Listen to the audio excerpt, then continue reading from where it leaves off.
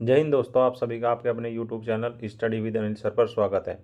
आप सभी दोस्तों के लिए एक महत्वपूर्ण सूचना। आज से आप सभी की आगामी परीक्षाओं को ध्यान में रखते हुए हम लेकर आ रहे हैं सप्ताह में 3 दिन सुबह के 7 बजे वस्तुनिष्ठ सामान्य हिंदी की वीडियो, जिसमें वैकल्पिक प्रश्नोत्तर के साथ साथ उनसे संबंधित व्याख्या भी शामिल होगी।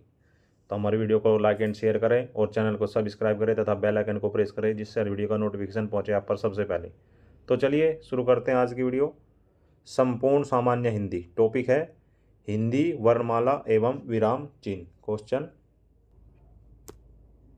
भाषा की सबसे छोटी इकाई क्या है?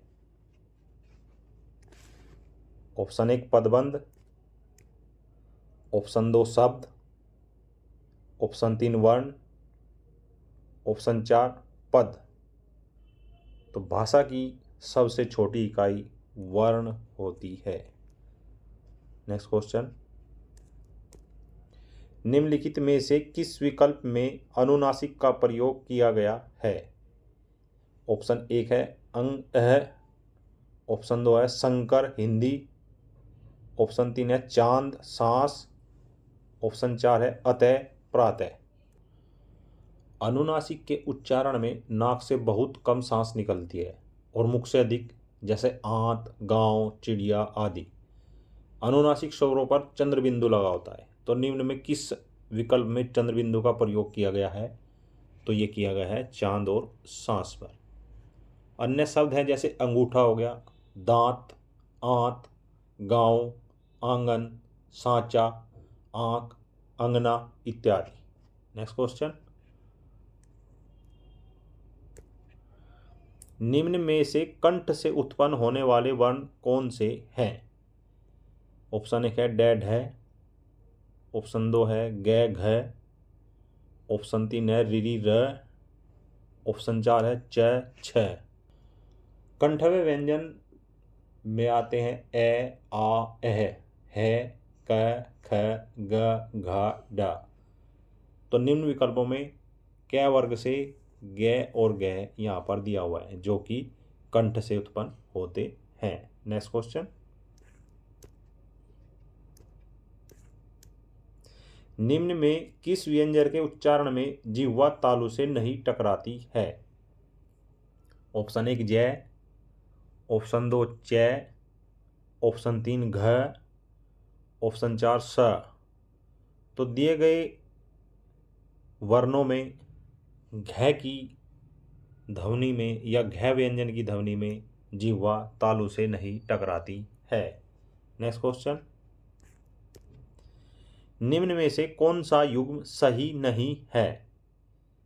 मूर्धन्य च छ ज झ, ऑप्शन 2 ओष्ठ्य प फ ब भ, ऑप्शन 3 कंठव्य क ख ग घ, दंतव्य त थ द ध। तो निम्न में मूर्धन्य च छ ज झ के अंतर्गत नहीं आते हैं। तो मूर्धन्य में कौन से आते हैं? मूर्धन्य में आते हैं ट, ठ, ड, ढ, अर्थात ट वर्ग के व्यंजन। इसमें आपका अन्य भी आता है। ओष्ठ में पै फै बै भै आता है, कंठ में कै ख ग घ आता है और दंती में तै थ द ध न आता है। तो च छ ज झ ये किस में आएंगे? ये आएंगे आपके तालव्य में।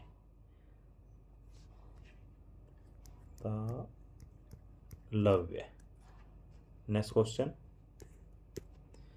ओष्ठ्य वर्ण निम्न में से किस विकल्प में है? ऑप्शन 1 है प फ ब भ, ऑप्शन 2 है क ख ग घ, ऑप्शन 3 है ए ई री विसर्ग, ऑप्शन 4 है त थ द ध। तो ओष्ठ्य वर्ण में प फ ब भ मैं उ औ इत्यादि आते हैं। अतः आपका आंसर है प फ ब भ म। कै ख ग किस में आएंगे? ये आपके आएंगे कंठव्य में। ए ई री त थ द ध न ये किस में आएंगे? त थ द ध न ये दंत्य में आएंगे। नेक्स्ट क्वेश्चन, निम्नलिखित में अंतस्थ व्यंजन कौन से हैं? ऑप्शन 1 या रा ला वा, ऑप्शन 2 ई च छ रि, ऑप्शन 3 सा सा शा हा, ऑप्शन 4 अक्षत के तरह ज्ञ विसर्ग। तो आपका आंसर है अंतस्थ व्यंजनों में या रा ला व आते हैं। नेक्स्ट क्वेश्चन, संयुक्ताक्षर व्यंजन निम्न में से कौन से हैं? ऑप्शन 1 या रा ला वा, ऑप्शन 2 अक्षत्रिय त्र ज्ञ श्र, ऑप्शन 3 सा शा शा हा, ऑप्शन 4 पा फा बा भा। तो भी आपने पहले प्रश्न में क्या देखा था, यह रह अंतस्थ व्यंजन है, तो ये तो होंगे नहीं। पै फै बै भै में ये क्या है, ये आपके औष्ठ्य हैं, ये भी नहीं होंगे। सा शा शा है, ये क्या है, ये उष्मीय व्यंजन है, ये भी नहीं होंगे। तो आपका विकल्प बच गया क्षत्रिय त्र अज्ञ और श्रय, ये चारों ही संयुक्त व्यंजन हैं जो कि एक वर्ण और एक पूर्ण व्यंजन को मिलकर बनते हैं। नेक्स्ट क्वेश्चन, ख और घ ध्वनि किस प्रकार की है? ऑप्शन 1 नाद, ऑप्शन 2 अल्पप्राण, ऑप्शन 3 महाप्राण, ऑप्शन 4 उपयुक्त में से कोई नहीं। तो अल्पप्राण, अल्पप्राण कौन से होते हैं? जिन वर्णों का उच्चारण करते समय मुख से कम वायु बाहर निकले उन्हें अल्पप्राण वर्ण कहते हैं। जैसे प्रत्येक वर्ग का विषम वर्ग, अर्थात जैसे आपका कै वर्ग है, च वर्ग है, ट वर्ग है, तै वर्ग है और पै वर्ग है। इन पांचों वर्गों में 5-5 वर्ण होते हैं। तो इनमें कौन कौन से? पहला, तीसरा और पांचवा, ये आपके अल्पप्राण कहलाएंगे। इनके साथ ही साथ अंतस्थ व्यंजन या रा ला वा और सभी स्वर, जिनकी संख्या लगभग वर्णों की जो अल्पप्राण होते हैं 30 होती है। तो ख कौन सा है? ख दूसरा है, और घ कौन सा है? चौथा है।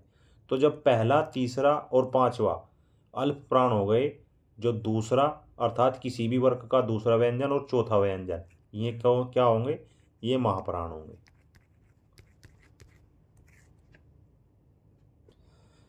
ये महाप्राण होंगे। महाप्राण की क्या परिभाषा है? जिन वर्णों का उच्चारण करते समय मुख और नाक से समान मात्रा में वायु बाहर निकले उन्हें महाप्राण व्यंजन कहते हैं।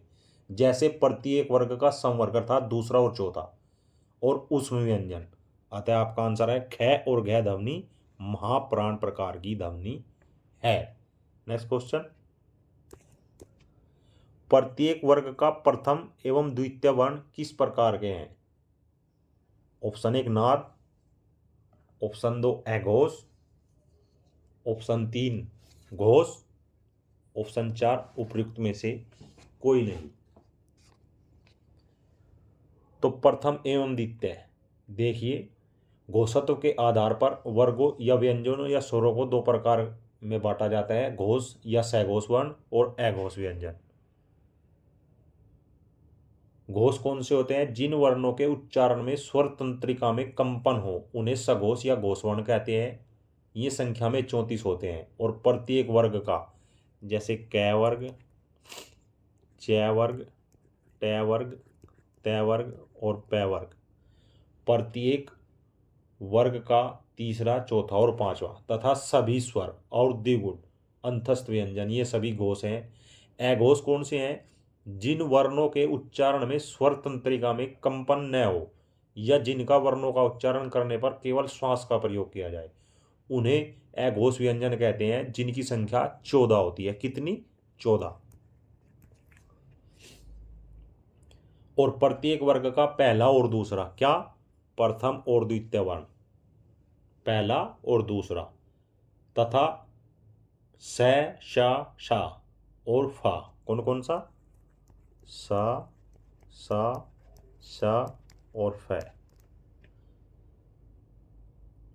अतः प्रत्येक वर्ग का प्रथम और द्वितीय वर्ण किस प्रकार का हो गया, यह आपका हो गया अघोष। नेक्स्ट क्वेश्चन, एक से अधिक वर्णों के मेल को क्या कहते हैं। ऑप्शन 1 अक्षर, ऑप्शन 2 स्वर, ऑप्शन 3 व्यंजन, ऑप्शन 4 अनुस्वार। तो एक से अधिक वर्णों के मेल को व्यंजन कहते हैं। नेक्स्ट क्वेश्चन, हिंदी वर्णमाला में व्यंजनों की संख्या कितनी है। ऑप्शन 1 32, ऑप्शन 2 34,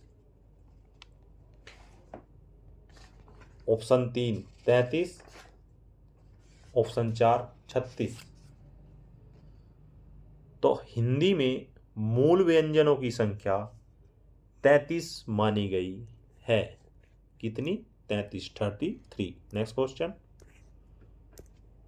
जिनका उच्चारण स्वतंत्रता से होता है और जो व्यंजन के उच्चारण में सहायक होते हैं उन्हें क्या कहते हैं। ऑप्शन 1 संज्ञा, ऑप्शन 2 स्वर, ऑप्शन 3 व्यंजन, ऑप्शन 4 विसर्ग।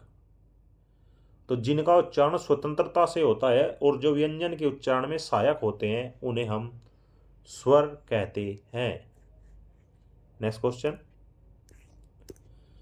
निम्न में से अल्प प्राण व्यंजन कौन से हैं। अभी मैंने आपको बताया था अल्प प्राण किन्हें कहते हैं। प्रत्येक वर्ग के विषम वर्ण अर्थात पहला, तीसरा और पांचवा अल्प प्राण कहलाता है। तो विकल्प दिया है ख, ग, घ, ठ। तो ख कौन सा है, दूसरा, ये महाप्राण है। ग कौन सा है, तीसरा, ये अल्प प्राण है। घ कौन सा है, वर्ग का चौथा अक्षर है, ये महाप्राण है। ठ कौन सा है, ये दूसरा है। तो निम्न में अल्प प्राण कौन सा हो गया, ग वर्ण अल्प प्राण हो गया। नेक्स्ट क्वेश्चन, निम्न में से घोष वर्ण कौन सा है। ऑप्शन 1 ज, ऑप्शन 2 क, ऑप्शन 3 च, ऑप्शन 4 ट। तो घोष वर्ण कौन से होते हैं, प्रत्येक वर्ग का तीसरा, चौथा और पांचवा वर्ण घोष वर्ण कहलाता है। क कौन सा है, पहला है। च कौन सा है, पहला है। ज तीसरा वर्ण है। क पहला, च पहला, ट भी पहला है। तो निम्न में घोष वर्ण कौन सा हो गया, ज आपका घोष वर्ण हो गया, जो किस वर्ग में आता है, जो च वर्ग में आता है। नेक्स्ट क्वेश्चन, जिह्वा के आधार पर स्वर कितने प्रकार के होते हैं। Option 1 2, option 2 3, option 3 4, option 4 6। तो जिह्वा के आधार पर स्वर 3 प्रकार के होते हैं। नेक्स्ट क्वेश्चन, हिंदी शब्दकोश में अक्षय का क्रम इनमें से किस वर्ण के बाद में आता है। ऑप्शन 1 छ, ऑप्शन 2 है, ऑप्शन 3 क, ऑप्शन 4 श। तो क्ष एक संयुक्त व्यंजन है। ये किस किस के मेल से बना है, क प्लस श के मेल से बना है। तो हिंदी शब्दकोश में क के बाद छ का क्रम आता है। नेक्स्ट क्वेश्चन, हिंदी में ध्वनियाँ कितने प्रकार की होती हैं। 2, ऑप्शन 2 4, ऑप्शन 3 6, ऑप्शन 4 8। तो हिंदी में ध्वनियाँ 2 प्रकार की होती हैं। कौन कौन सी, एक स्वर और दूसरी व्यंजन। नेक्स्ट क्वेश्चन, निम्नलिखित में से कौन सा मूल दीर्घ स्वर नहीं है। ऑप्शन 1 आ, ऑप्शन 2 बड़ी ई, ऑप्शन 3 ऊ, ऑप्शन 4 ओ।